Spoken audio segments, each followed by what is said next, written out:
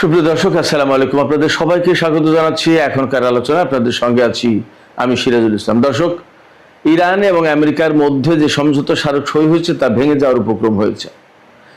America ইরানের উপর হামলা চালিয়েছে এবং পাল্টা জবাবে ইরানও আমেরিকার সামরিক স্থাপনাগুলোতে হামলা চালিয়েছে। এদিকে বাহরাইনে মার্কিন পঞ্চম নৌবহরের ঘাঁটিতে ইরান যে হামলা চালিয়েছিল তাতে প্রথম দিকে যে ক্ষয়ক্ষতির খবর বেরিয়েছিল, এখন নতুন করে খবর আসছে সেই ক্ষয়ক্ষতির মাত্রা কল্পনার চেয়েও ভয়াবহ। এক রিপোর্টে বলা হচ্ছে শুধু মার্কিন পঞ্চম নৌবহরের ঘাঁটিতেই অন্তত $400 মিলিয়ন ক্ষতি হয়েছে। এ অবস্থায় আমেরিকা বাহরাইন থেকে পঞ্চম নৌবহরের ঘাঁটির একটা বিরাট বড় অংশ ইসরায়েলে সরিয়ে নেওয়ার চিন্তা করছে। এইরকম সময়ে ইরানের পররাষ্ট্রমন্ত্রীর সাথে অন্তত 5টি দেশের পররাষ্ট্রমন্ত্রীর ফোন আলাপ হয়েছে। এই ফোন আলাপের মধ্যে রয়েছেন সংযুক্ত আরব আমিরাতের পররাষ্ট্রমন্ত্রী। আসলে তিনি কি বার্তা দিয়েছেন ইরানকে? দর্শক, এই সব বিষয় নিয়েই এখন আলোচনা করব। আশা করি আপনারা সবাই শেষ পর্যন্ত সঙ্গে থাকবেন। আর ভিডিও ভালো লাগলে আপনারা সবাই লাইক, কমেন্ট, শেয়ার করবেন এবং চ্যানেলটি সাবস্ক্রাইব করে সাথেই থাকবেন। দর্শক, চলুন মূল আলোচনা চলে যায়। ইরান গতকাল একটি সিঙ্গাপুরের পতাকাবাহী তেল ট্যাঙ্কারের উপর হামলা চালিয়েছিল বলে খবর বেরিয়েছে।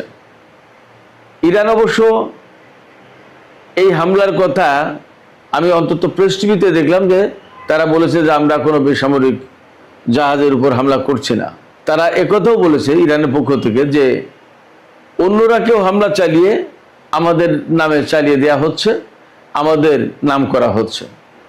ইরান যদি হামলা চালায় তাহলে পরিষ্কার করে বললেই দিত যে আমরা এই হামলা চালিয়েছি। কিন্তু তারা যখন বলছে আমরা হামলা চালাইনি, বরং এই হামলা চালিয়েছে অন্যরা আর নাম দেওয়া হচ্ছে আমাদের, তাহলে ধরে নিতে হবে বা ধরে নেওয়া যায় যে ইরান এই হামলা চালায়নি। এই হামলার অজুহাতে আমেরিকা ইরানের সিরিক দ্বীপ এবং উপকূলীয় অঞ্চলের বেশ কয়েকটি রাডার, ক্ষেপণাস্ত্র সংরক্ষণাগার, এরকম বেশ কয়েকটা জায়গায় হামলা চালিয়েছে। অন্তত 4টা লক্ষ্যবস্তুতে হামলা চালিয়েছে। 6টি বিমান দিয়ে 4টি লক্ষ্যবস্তুতে হামলা চালিয়েছে। এই হামলার পর ইরানও একেবারে তাৎক্ষণিকভাবে জবাব দিয়েছে। মধ্যপ্রাচ্য অঞ্চলে যে মার্কিন ঘাঁটিগুলো রয়েছে সে সমস্ত জায়গায় হামলা চালিয়েছে। ইরানের প্রেস টিভিতে এই খবর দেওয়া হয়েছে, তবে কোন কোন জায়গায় হামলা চালিয়েছে ইরান সেটা বিস্তারিত বলেনি। আর আমি টাইমস অফ ইসরায়েল থেকে শুরু করে CNN, আল জাজিরা বিভিন্ন জায়গায় খবর দেখলাম। আল জাজিরা অবশ্যই হামলা পাল্টা হামলার কথা বলেছে, কিন্তু টাইমস অফ ইসরায়েল বা CNN বা BBC এরকম কোনো জায়গায় দেখলাম না যে ইরানও পাল্টা জবাব দিয়েছে। সব জায়গায় দেখলাম যে আমেরিকা ইরানের উপর হামলা চালিয়েছে, কিন্তু ইরান যে আমেরিকার উপর পাল্টা হামলা চালিয়েছে এই খবর খুব একটা নেই। এখানেই পশ্চিমা গণমাধ্যমের সাথে ইরানের গণমাধ্যমের পার্থক্য, আর অনেকের সাথে আমারও পার্থক্য। অনেকেই শুধু পাশ্চাত্যের গণমাধ্যমগুলো ফলো করে, আর আমি যেহেতু রেডিও তেহরানে কাজ করেছি, ইরানে ছিলাম, সে কারণে ইরানের গণমাধ্যমগুলো আমি যথেষ্ট ক্লোজলি মনিটরিং করি এবং আমি ফলো করি। তো ইরানের প্রেস টিভিতে বলা হচ্ছে যে IRGC মিডল ইস্টের বিভিন্ন ঘাঁটিতে, আমেরিকার ঘাঁটিতে হামলা চালিয়েছে। তো এই জায়গায় যা বোঝা যাচ্ছে, দেখুন, ইরান এবং আমেরিকার মধ্যে যুদ্ধবিরতি চলছে, মাঝে মাঝে যুদ্ধবিরতি লঙ্ঘন চলছে এবং আমেরিকা দাবি করছে না যুদ্ধবিরতি বহাল আছে। যুদ্ধবিরতি যদি বহাল থাকে, আবার মাঝখানে হামলা চালানো আবার বহাল, এটা কেমন কথা? হয় যুদ্ধ করো, না হয় বন্ধ করো। চুক্তি করে আবার ভঙ্গ করা, এটা তো ভালো কথা না। এখানে যে পরিস্থিতি তৈরি হয়েছে তাতে এমন আশঙ্কা কিন্তু আগের থেকেই ছিল যে ইরান আর আমেরিকার মধ্যে যে সমঝোতা হলো, এই সমঝোতা কি থাকবে, টিকবে? এই আশঙ্কা, এই কনফিউশন, এই দ্বন্দ্ব, সংশয়, এটা কিন্তু মানুষের মনে ছিল। এই সমঝোতা কি আসলে টিকবে? আসলে কি ইরান এবং আমেরিকার মধ্যে চূড়ান্ত চুক্তি হবে? গত সপ্তাহে সুইজারল্যান্ডের জেনেভা শহরে ইরান এবং আমেরিকার মধ্যে আলোচনা হয়েছে। তার আগে তো ইরান এবং আমেরিকা এবং পাকিস্তান ডিজিটালি এই সমঝোতা স্মারকে সই করেছিল। তারপরে ইরান এবং আমেরিকার কর্মকর্তারা বা প্রতিনিধি দল আলোচনায় বসে। সেই আলোচনায় মধ্যস্থতাকারী হিসেবে কাতার এবং পাকিস্তানের প্রতিনিধি দল উপস্থিত ছিল। এই যে সুইজারল্যান্ডে যে আলোচনা হলো, সেই আলোচনায়ও কিন্তু কিছু চুক্তি হয়েছে। যেমন কাতারের মাধ্যমে ইরান তার বিদেশে আটকে থাকা অর্থ ফেরত পাবে, আমেরিকা ইরানকে কতদিনের ভিতরে কিভাবে অর্থ দেবে, এই সমস্ত সবকিছু দিয়ে একটা লিখিত চুক্তি হয়েছে। তারপরে কিন্তু পরমাণু আলোচনার ব্যাপারে কথা হয়েছে এবং লেবাননের যুদ্ধবিরতির ব্যাপারে কথা হয়েছে। এখন অনেকটা এগিয়ে গেছে ইরান এবং আমেরিকা। যুদ্ধবিরতি হয়েছে, তারপরে সমঝোতা স্মারক হয়েছে, তাতে সই দেওয়া হয়েছে, তারপরে আলোচনা হয়েছে, তারপরে দুই পক্ষের মধ্যে আরো কিছু চুক্তি হয়েছে। এই পর্যায়ে এসে যদি দুই পক্ষ একে অপরের উপর হামলা পাল্টা হামলা চালায়, তাহলে কিন্তু সত্যি সত্যি সেই দ্বন্দ্ব সংশয় বেড়ে যায় যে ইরান এবং আমেরিকার মধ্যে মূল চুক্তিটা হবে কিনা, ইরান এবং আমেরিকার মধ্যে যে সমঝোতা হয়েছে এই সমঝোতা টিকে থাকবে কিনা, এবং সত্যি সত্যি ইরান এবং আমেরিকা এই যুদ্ধবিরতিকে স্থায়ী করবে কিনা, এই সন্দেহ এই সংশয় কিন্তু বেড়ে যায়। এই জায়গায় মধ্যস্থতাকারী যারা ছিল, বিশেষ করে কাতার এবং পাকিস্তান, তাদের পক্ষ থেকে এখানে ভূমিকা রাখার প্রয়োজন আছে। তারা দ্রুতই যদি ভূমিকা রাখে তাহলে আমার মনে হয় যে পরিস্থিতির অবনতি ঘটে যেতে পারে। এদিকে যে সংকটকে কেন্দ্র করে এই হামলা, নতুন করে হামলা পাল্টা হামলার ঘটনা ঘটলো, সিঙ্গাপুরের জাহাজে হামলা, ইরানের পক্ষ থেকে বলা হয়েছে যে একটি জাহাজ ইরানের নির্দেশিত যে রুট, সেই রুটে না গিয়ে একেবারে ওমান উপকূল দিয়ে যাওয়ার চেষ্টা করেছে। ওই দিক দিয়ে তো যাওয়া নিষেধ, আইআরজিসির পক্ষ থেকে বলা হয়েছে। সেই কারণে তারা হামলা চালিয়েছে, কোনো কোনো মিডিয়ায় বলা হচ্ছে, কিন্তু ইরান তো বললো যে না, তারা হামলা চালায়নি। সত্য মিথ্যা যাই হোক, এই হরমুজ প্রণালী পরিচালনার ব্যাপারে যেহেতু ইরানের হাতে কর্তৃত্ব থাকছে এবং ইরান আর ওমানের সাথে কিন্তু আলোচনা হয়েছে, সুইজারল্যান্ডের আলোচনা শেষ করে ইরানি প্রতিনিধি দল সরাসরি ওমানে গিয়েছিল, সেখানে আলোচনা হয়েছে এবং ইরান আর ওমান যৌথ বিবৃতিও প্রকাশ করেছে যে তারা যৌথভাবে এই হরমুজ প্রণালী ম্যানেজ করবে। ম্যানেজমেন্টের দায়িত্ব এই দুই দেশের হাতে থাকবে। এবং আজকে খবর পাওয়া যাচ্ছে ওমানের পররাষ্ট্রমন্ত্রী ইউরোপের বিভিন্ন দেশের সাথে আলাপ করেছেন। তিনি বলেছেন হরমুজ প্রণালী ব্যবহার করতে হলে জাহাজগুলোকে অবশ্যই একটা ফি দিতে হবে। সেই ফি দিতে হবে মূলত নৌ চলাচলে সহায়তা করার জন্য এবং দূষণ কন্ট্রোল করার জন্য, দূষণ নিয়ন্ত্রণ করার জন্য। পরিবেশ দূষণ তো হয়, জাহাজ চলাচল করলে বিভিন্ন রকমের বর্জ্য নির্গত হয়, মানুষের বর্জ্য থেকে শুরু করে সেখানে তো খাবার দাবার সবকিছুই চলে, তো এই সমস্ত সবই তো সাগরে যায়।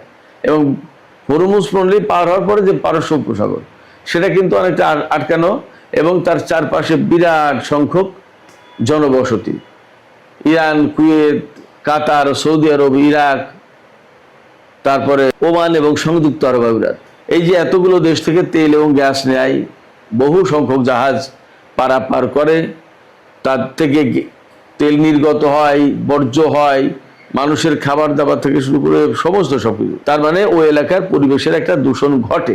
এটা তো আঞ্চলিক পরিবেশেরও ব্যাপার। এই দূষণ পরিচ্ছন্ন রাখার জন্য, দূষণ মুক্ত রাখার জন্য ওমান জানিয়েছে ইউরোপীয় দেশগুলোকে যে জাহাজ চলাচল করতে হলে একটা ফি দিতে হবে। ফিটা দিতে হবে মূলত জাহাজ চলাচলে সহায়তা করার জন্য। ইরান এবং ওমান তাদের জাহাজ চলাচলে সহায়তা করবে, এই জন্য আরেকটা ফি দিতে হবে দূষণ মুক্ত রাখার জন্য। তো এটা নিয়ে যেহেতু আমেরিকার সাথে ইরানের টানাপোড়েন আছে, আমেরিকা এখনো বলছে যে ফ্রিলি জাহাজ চলাচল করতে দিতে হবে, ইরান তো তা বলছে না। এখন এইটা নিয়ে একটা টানাটানি আছে, টানাপোড়েন আছে। আসলে এটা কোথায় গিয়ে শেষ হয় একটু দেখার ব্যাপার। আমি এবার মূল আলোচনায় চলে আসি। মূল আলোচনাটা হচ্ছে বাহরাইনে যে আমেরিকার ৫ম নৌবহরের ঘাঁটি রয়েছে, সেই ঘাঁটিতে ইরান যুদ্ধের প্রথম দিনেই ব্যাপক হামলা চালিয়েছিল।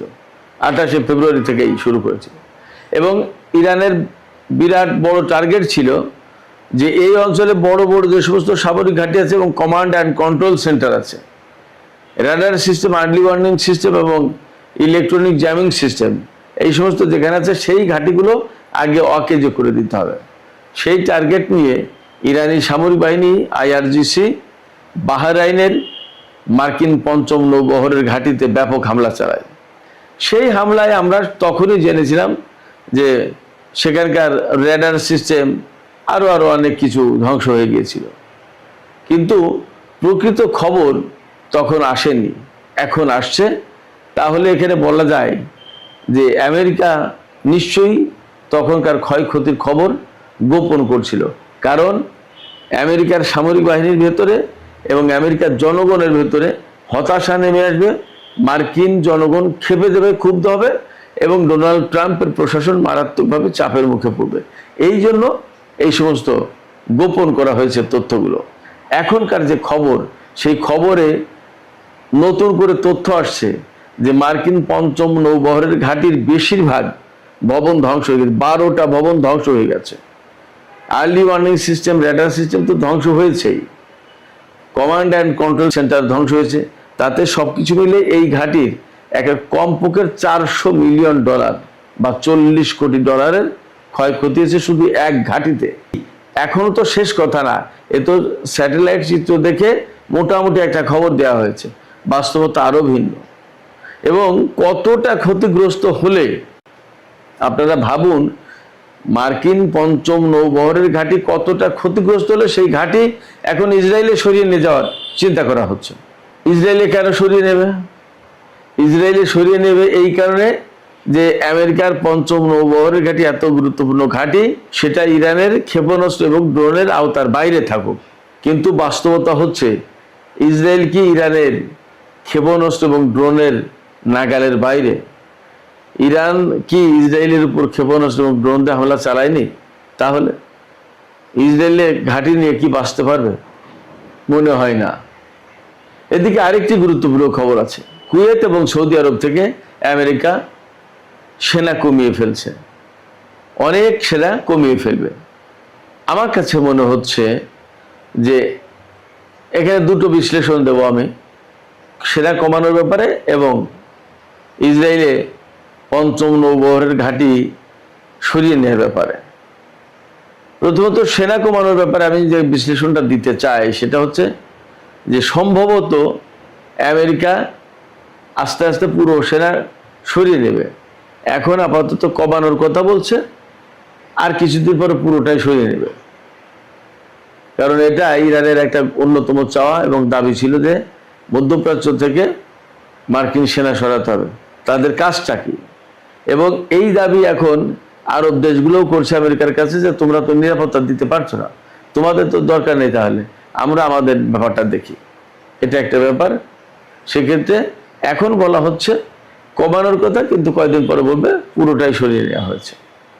আর মার্কিন পঞ্চম নৌবহরের ঘাঁটি যে ইসরায়েলে সরিয়ে নেওয়া হবে, এটার একটা বড় কারণ হতে পারে হরমুজ প্রণালী দিয়ে ইরান একেবারেই আমেরিকা এবং ইসরায়েলের যুদ্ধ জাহাজ চলাচল নিষিদ্ধ করেছে। ইসরায়েলের কোনো জাহাজ চলতে পারবে না, আর আমেরিকার যুদ্ধ জাহাজ চলতে পারবে না এই হরমুজ প্রণালী দিয়ে। আমেরিকার যুদ্ধ জাহাজ যদি চলতে না পারে তাহলে তারা যাবে কোথায়? উপায় কি তাদের? সেক্ষেত্রে তারা এখান থেকে সরিয়ে নিচ্ছে ঘাঁটি ইসরায়েলে, এটা আমার অ্যাজাম্পশন। এদিকে গতকাল দফায় দফায় অন্তত 5 জন পররাষ্ট্রমন্ত্রী ইরানের পররাষ্ট্রমন্ত্রীর সাথে কথা বলেছেন ফোনে। এর ভিতরে পাকিস্তানের পররাষ্ট্রমন্ত্রী, মিশরের পররাষ্ট্রমন্ত্রী, ব্রিটেনের পররাষ্ট্রমন্ত্রী, রোমানিয়ার পররাষ্ট্রমন্ত্রীদের সাথে কথা হয়েছে। আঞ্চলিক বর্তমান পরিস্থিতি অনেক কিছু নিয়ে আলোচনা হয়েছে। এর ভিতরে গুরুত্বপূর্ণ অংশ হচ্ছে সংযুক্ত আরব আমিরাতের পররাষ্ট্রমন্ত্রী গতকাল ইরানের পররাষ্ট্রমন্ত্রীর সাথে কথা বলেছেন। ফোন আলাপে সংযুক্ত আরব আমিরাতের পররাষ্ট্রমন্ত্রী ইরানের পররাষ্ট্রমন্ত্রী সাইদ আব্বাস আরাকচিকে বলেছেন যে হরমুজ প্রণালী দিয়ে যাতে নিরাপদ এবং সহজে নির্বিঘ্নে জাহাজ চলাচল করতে পারে সেরকম ব্যবস্থা করতে হবে। ইরান তো বলছে সেই ব্যবস্থা করা হবে, কিন্তু ম্যানেজমেন্টের দায়িত্বটা ইরান এবং ওমানের হাতে থাকবে, আর কিছু ফি দিতে হবে। তো এই ফি দেওয়ার ব্যাপারে মনে হয় সংযুক্ত আরব আমিরাতের পক্ষ থেকে আলাপ আলোচনা করা হয়েছে। সংযুক্ত আরব আমিরাত বেশ ভালোভাবেই বুঝতে পেরেছে যে ইরানের সাথে কোঅর্ডিনেট না করে, কোঅপারেট না করে এইখানে ব্যবসা বাণিজ্য করা যাবে না এবং জাহাজ চলাচল করানো যাবে না। সেক্ষেত্রে ইরানের সাথে তারা হয়তো এখন অনেকটা আপোষ মীমাংসা আসার চেষ্টা করবে, এটাই আমার কাছে মনে হয়। সুপ্রিয় দর্শক, এখনকার আলোচনা এখানে শেষ করতে চাই। আলোচনা শেষের আগে আপনাদের কাছে জানতে চাই আপনাদের মতামত কি। আমেরিকা যে পঞ্চম নৌবহরের ঘাঁটি ইসরায়েলে সরিয়ে নেবে এবং কুয়েত আর সৌদি আরব থেকে সেনা কমানোর কথা বলছে,